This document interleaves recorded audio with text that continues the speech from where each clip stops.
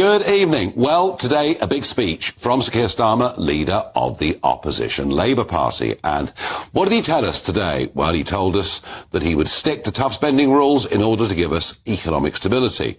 He'd set up Great British Energy, a publicly owned clean power energy company.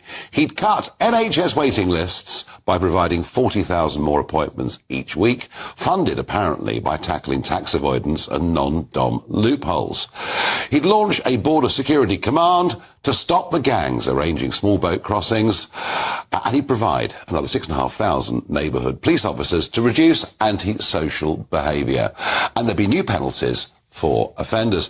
I'll tell you what's interesting about those 6 pledges. There is absolutely nothing new there at all. And this idea that somehow you remove tax breaks, as they're seen, for private schools, and that gives you the money to recruit an extra 6,500 teachers. It's all nonsense.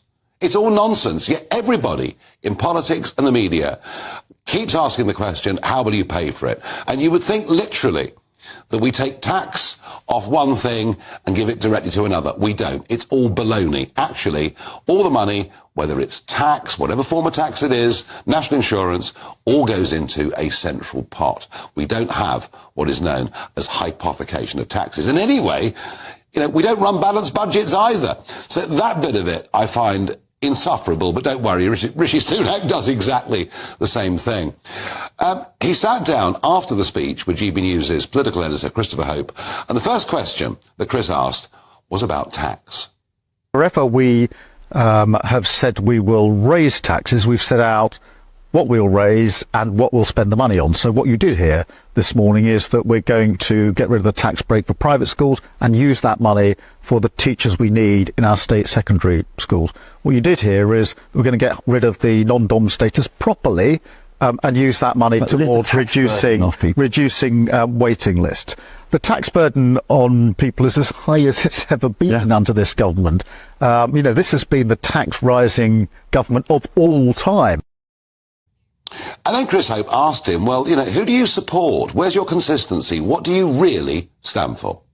Your opponent, the Prime Minister, said on Monday that you're someone who backed Jeremy Corbyn in 2019, a left-wing politician. Now you're backing Natalie Elphicke, a right-wing politician. What do you stand for? Do you stand for anything? Are you that desperate to get into power, you'll back all these different people from different parts of the political view?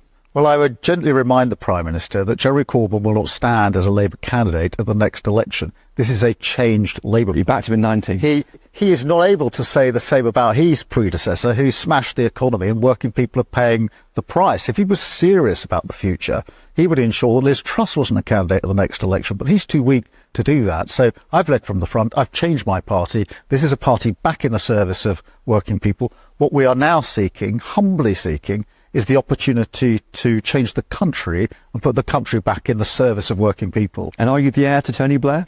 Well, look, ever since I've been Labour leader, people have tried to sort of box me into being a previous Labour leader. Tony Blair was a fantastic leader. He won 3 elections.